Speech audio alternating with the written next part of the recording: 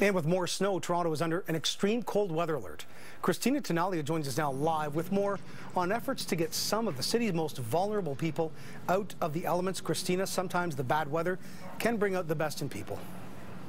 Yeah, and this is a story we're going to tell now, George. We're here outside the Scott Mission. This is one of 200 agencies across the city that received survival kits from Project Winter Survival today. They handed out some 3,000 survival kits. I'm here with Jody Steinhauer with Project Winter Survival. Jody, first off, let's show this off a bit. I have a sleeping bag right here, if we look down here for just a moment, and you got a whole bag full of items that were handed out to agencies to give to those who are out on the street. Right. There's over 33 items this year in it for survival for these frigid temperatures. Everything from gloves, mitts, hats, scarf, to a whole array of hygiene products, nutritious drinks, some food, reusable coffee mugs, things that people need to survive these extremities if they choose not to go into a shelter. Okay, let's take a look here at what's in the survival kit. You have, look at this, a whole bunch of some toiletries and other items. Things like lip balm and cream on here. And some things to keep warm. But you have had so many requests for these survival kits this year. Your organization is in its 15th year. You've had some 12,000 requests for these kits. How do you meet that need? Over 12,000 kits were requested, and this winter has been frigid. There's been more cold weather alerts so far than there were all of last year.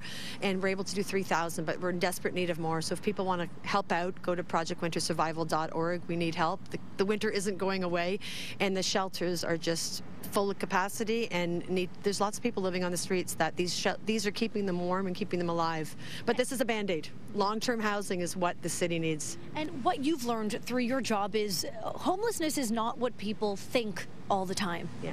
15 years ago, homelessness was that stigma of that gentleman sitting on a corner. But right now, it's people like you and I who've lost their jobs, had some bad luck. And we even had a call this year from a principal who had some students who were living and asked for some kits for some students. I mean, living in their cars. Living in their car. So, I mean, it's really changed. It's not a downtown Toronto problem. These kits go within an hour and a half of Toronto because homelessness is suburban now, not just in downtown Toronto. Thank you for the work that you and your organization does. It's great to know that people are helping out. And I want to point out, so I mentioned the Scott Mission, one organization that received these survival kits tonight. It's a full house at the Scott Mission. All 50 beds are called for tonight, but the case around the city is if someone shows up at a shelter and they can't accommodate someone there, they'll send you to somewhere where you can get help. Back to you. Great show and tell there, Christina. Thanks for that.